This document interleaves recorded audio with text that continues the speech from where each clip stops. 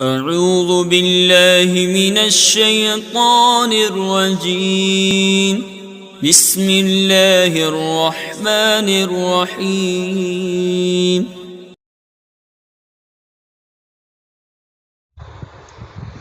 بسم اللہ الرحمن الرحیم۔ میں مجاہد حسین رضوی، استاذ دارالعلوم غریب نواز الہ آباد، درجہ رابعہ کے متعلمین سے مخاطب ہوں اور شرح جامی بحث اسم کا درس دینے جا رہا ہوں۔ کلام کی تعریف چل رہی ہے اور آج کے سبق میں بھی کلام ہی سے متعلق بحث کی شروعات ہے۔ کہتے ہیں وَلَا يَتَأَتَّى اے لا يَحْصُلُ، کلام آتا نہیں ہے یعنی حاصل نہیں ہوتا ہے۔ شارح نے لا یتأتی کی شرح لا یحصل سے کی، کیونکہ اتیان یہ ذویل حیات کی صفت ہے، آنا جانا یہ حیوان کا کام ہے اور کلام حیوان نہیں ہے۔ اس لیے اس کا جواب دیا کہ وَلَا يَتَأَتَّى لا يَحْصُلُ کے معنی میں ہے کہ کلام کا حصول نہیں ہوتا۔ ذالکہ سے مراد کلام ہے، اس کا مشار الیہ ایل کلام کہہ کے شارح نے بتا دیا۔ الا فی ضمن اسمین، شارح نے فی اور اسمین کے درمیان ضمن کا اضافہ کر دیا۔ یہ اضافہ اس لیے کیا گیا کہ شارح ایک اعتراض کا جواب دینا چاہتے ہیں۔ اعتراض یہ ہے کہ ماتن کہتے ہیں کہ کلام کا حصول دو اسموں میں یا ایک فعل اور ایک اسم میں ہوگا، تو اب کلام کا حصول دو اسموں میں ہوگا۔ دو اسم مثلا زید قائم، دو اسم ہے اور یہ ہے کیا؟ کلام۔ یا ایک اسم اور ایک فعل میں ہوگا، جیسے ضرب زید، اور ضرب زید ہے کیا؟ کلام۔ تو اب خلاصہ یہ ہوا کہ کلام کا حصول کلام میں ہوتا ہے۔ ایسی صورت میں ظرفیت الشیء لنفسہ ہی لازم آئے گی، جو جائز نہیں ہے۔ شارح نے ضمن کا لفظ نکال کے یہ بتایا کہ اسمین سے پہلے ایک اسم مضاف ہے، اے لا یتأتی ذالک الا فی ضمن اسمین۔ جواب کا خلاصہ یہ ہے کہ یہاں پر ظرفیت الشیء لنفسہ یعنی ایک ہی شے کا ظرف ہونا اور مظروف ہونا لازم نہیں ہے، بلکہ کلام ایک عام ہے، اور اسمین میں جس زید اور زید ضاربن کو یا ضرب زید کو آپ پیش کر رہے ہیں، یہ کلام کا ایک جزئی اور کلام سے خاص ہے، تو ظرف یہ ہو گیا خاص، عام اور مظروف ہو گیا عام۔ ایسی صورت میں ظرف اور مظروف میں اتحاد لازم نہیں آئے گا۔ اور بعض نسخوں میں او فی فعل و اسم ہے، یعنی فعل پہلے اور اسم بعد میں، تو اس میں کوئی دقت نہیں ہے۔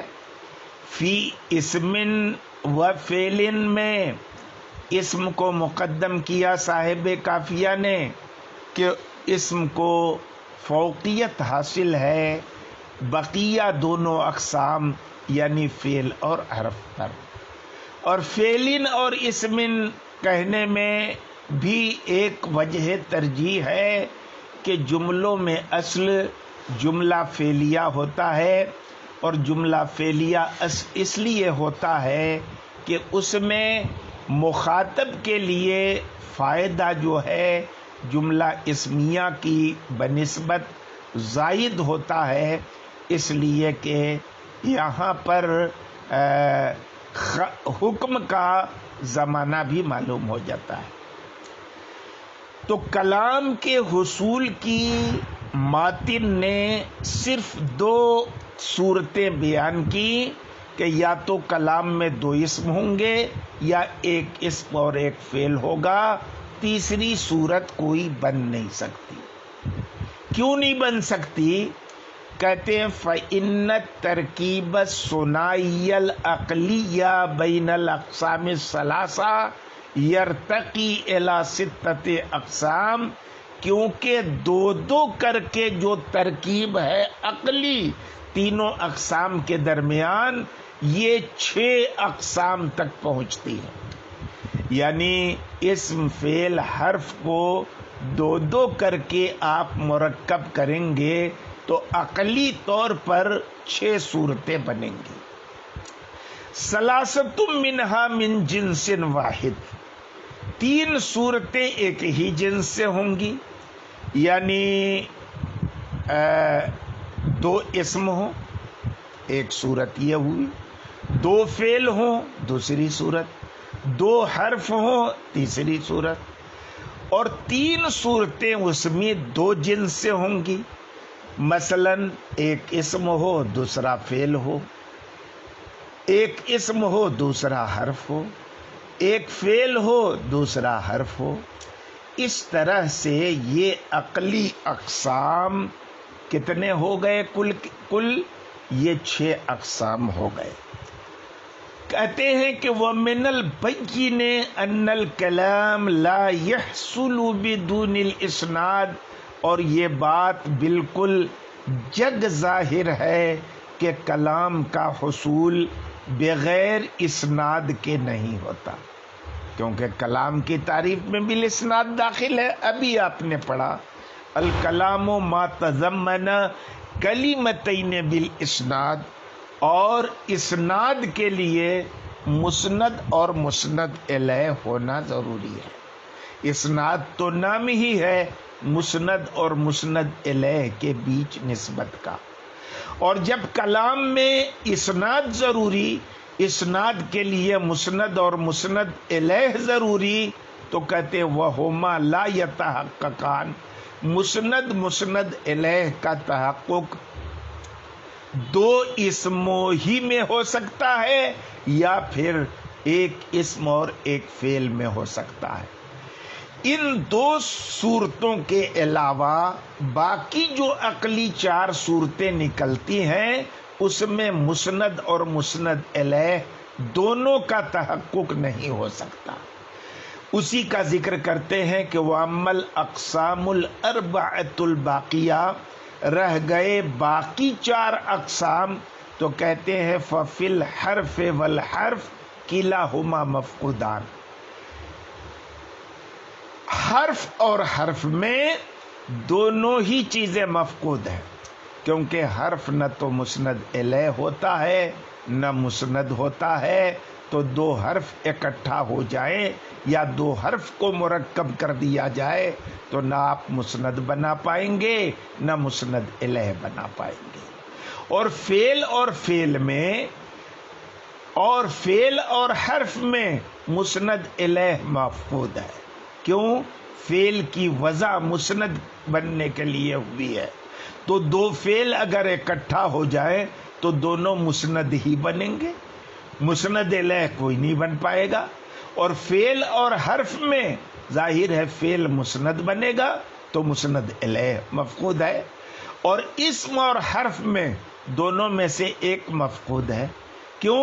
اسم تو دونوں بن سکتا ہے، مسند الیہ اور مسند بھی۔ اب ایسی صورت میں اسم کو مسند الیہ بنائیں تو حرف کو مسند نہیں بنا سکتے، اور اسم کو مسند بنائیں تو حرف کو مسند الیہ نہیں بنا سکتے۔ تو یہاں بھی مسند الیہ کیا رہے گا؟ یا مسند مفقود رہے گا، یعنی دونوں میں سے کوئی ایک نہیں رہے گا۔ تو کہتے ہیں کہ فَإِنَّ الْإِسْمَ إِنْ كَانَ مُسْنَدًا فَالْمُسْنَدُ إِلَيْهِ مفقود، کیونکہ اسم اگر مسند ہو تو مسند الیہ مفقود ہے، اور اگر اسم مسند الیہ ہو تو مسند مفقود ہے۔ اب یہاں وَنَحْوُ یا زیدو سے ماتن شارح ایک اعتراض کا جواب دے رہے ہیں کہ آپ نے دو ہی صورتیں بتائیں کلام کے حصول کی، لیکن ہم دیکھتے ہیں کہ ایک تیسری صورت بھی موجود ہے جہاں پر ایک حرف اور اسم سے کلام کا مرکب ہو کلام حاصل ہو گیا ہے۔ مثلا یا زیدو، یا زیدو میں ایک حرف ہے، ایک اسم ہے، اور یہ متفقہ طور پر کلام ہے، کلمہ نہیں ہے۔ تو کہتے ہیں کہ یا اگرچہ دیکھنے میں حرف ہے مگر وہ ادعو کے قائم مقام ہے۔ کس کے قائم مقام ہے؟ ادعو کے قائم مقام میں۔ تو یا زیدو دیکھنے میں تو ایک حرف اور ایک اسم ہے، مگر یا چونکہ ادعو کے قائم مقام ہے اور ادعو فعل ہے، اور اس کے اندر جو انا کی ضمیر مرفوع متصل مستتر ہے وہ مسند الیہ ہے۔ تو ادعو فعل مسند اور انا ضمیر مرفوع متصل مستتر مسند الیہ۔ تو یہاں پر در حقیقت یا زیدو میں ترکیب جو ہے جملے کی ایک حرف اور ایک اسم سے نہیں بلکہ ایک فعل اور ایک اسم سے ہے، اور اسم یہ زید نہیں بلکہ ادعو کے اندر جو انا مقدر ہے وہ اسم ہے۔ تو کہتے ہیں فلم یکن من ترکیب الحرف والاسم، تو حرف اور اسم کی ترکیب سے یا زیدو نہیں ہے بلکہ فعل اور اسم کی ترکیب سے ہے، اور اسم وہ نہیں ہے جو دکھ رہا ہے، یعنی زید اسم ہے کون؟ کہتے ہیں والاسم الذی هو المنوی فی ادعو، اسم وہ ہے جو ادعو کے اندر منوی ہے، اور منوی ہے کیا؟ وہو انا، اور وہ ہے انا۔ اب یہاں سے صراحتاً اسم کی تعریف ہو رہی۔ اس سے پہلے آپ نے جانا کہ دلیل حصر سے تینوں اقسام کی تعریف کا علم ہوا، پھر وقد علم بذالک سے ماتن نے ان کی تعریف پر تنبیہ کی، اور پھر صراحتاً کلمے کے تینوں اقسام کا الگ الگ تذکرہ کر کے ان کی تفصیلی تعریف کی ہے۔ چونکہ سب سے پہلا نمبر ہے کلمہ کے اقسام میں اسم کا، کیونکہ اس کو برتری حاصل ہے بقیہ دونوں اقسام پر، تو سب سے پہلے اسم کی تعریف کر رہے ہیں۔ الاسم ما دل اے کلمۃ دلت، اے کلمۃ دلت۔ اب اے کلمۃ دلت نکال کر شارح نے ایک اعتراض کا جواب دیا ہے۔ اعتراض یہ پڑتا ہے کہ الاسم ما دل میں ما سے مراد کیا ہے؟ ہو سکتا ہے کہ شے ہو، اگر شے ہو تو یہ بھی صحیح نہیں ہے، کیونکہ اگر ما سے مراد شے ہو تو دوال اربع عقود خطوط نصب اشارات پر اسم کی تعریف صادق آئے گی، حالانکہ وہ سرے سے کلمہ ہی نہیں ہے تو اسم کیسے ہو جائیں گے؟ تو شے ہونا بھی باطل ہے۔ اور اگر آپ ما سے مراد لفظ لیں تو بھی اعتراض پڑے گا، کیونکہ لفظ تو مرکب بھی ہوتا ہے، مفرد بھی ہوتا ہے، اور اسم چونکہ کلمہ کی قسم ہے اور کلمے میں افراد معتبر ہے، اور تو اسم میں بھی افراد معتبر ہوگا، اس لیے ما سے مراد لفظ بھی نہیں لے سکتے۔ اسی طرح سے ما سے مراد آپ اسم بھی نہیں لے سکتے. اس لیے نہیں لے سکتے کہ ایسی صورت میں اخذ المحدود فی الحد لازم آئے گا. یعنی جس چیز کی تعریف آپ کر رہے ہیں تعریف میں اسی چیز کو لے لیں. یہ اخذ الحد فی المحدود ہے. تو شے کی تعریف شے کے ما سوا سے ہوتی ہے، عین شے سے نہیں ہوتی. اس لیے ما سے مراد اسم بھی نہیں لے سکتے.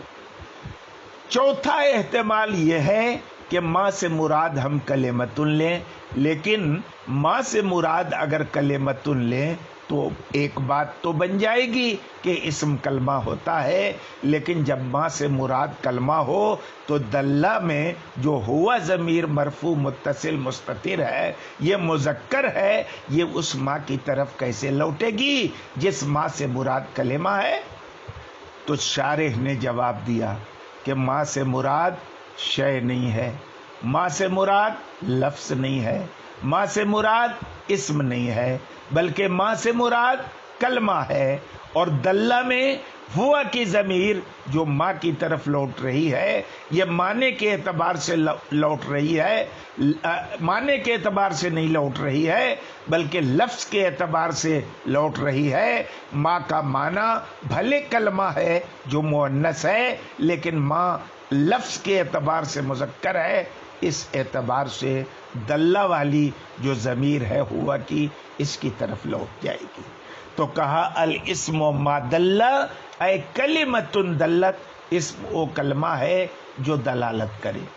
علی مانن کائن فی نفسہ ہی، مانن اور فی نفسہ ہی کے بیچ شارح نے کائن کا اضافہ اس لیے کیا تاکہ بتا دیں کہ فی نفسہ ہی میں جو جار اور مجرور ہے اس کا متعلق محذوف ہے اور وہ کائن ہے. اب فی نفس ہی میں ہی کی ضمیر کا مرجع کیا ہے؟ کہتے اے فی نفس ما دلہ، فی نفس ما دلہ، ہی کی ضمیر کا مرجع کیا ہے؟ ما دلہ ہے. اب ایک سوال پیدا ہوا کہ ہی کی ضمیر کا مرجع تو فقط ما ہے، تو یہ دلہ شارح نے کیوں ذکر کر دیا؟ خالی کہتے کہ فی نفس ہی میں ہی کی ضمیر کا مرجع ما ہے، لیکن کہا ما دلہ ہے. کیوں؟ موصول بنا صلہ کے نہیں ہوتا، یہ لازم ملزوم کی طرح ہوتے ہیں. تو ما کا ذکر کیا تو اسی بنیاد پر دلہ کا بھی ذکر کر دیا. ما دلہ کے نفس میں ہو یعنی کلمہ میں ہو. تو اب کہتے ہیں کہ ضمیر کا مذکر لانا، کہ اب ایک اعتراض پیدا ہوا کہ جب ہی کی ضمیر کا مرجع ما ہے اور ما سے مراد کلمہ ہے تو فی نفسہا ہونا چاہیے تھا معنی کے اعتبار سے، تو پھر ضمیر مذکر کیوں لائی گئی؟ تو اس کا جواب دیا کہ ضمیر کا مذکر لانا لفظ موصول پر بنا کرتے ہوئے ہے کہ لفظ موصول مذکر ہے، اس اعتبار سے ضمیر مذکر لے آئے. اچھی بات ہے صاحب. قال المصنف فی الایضاح شرح المفصل، مصنف نے ایضاح شرح مفصل میں کہا. یہ کہنے کی کیا ضرورت تھی؟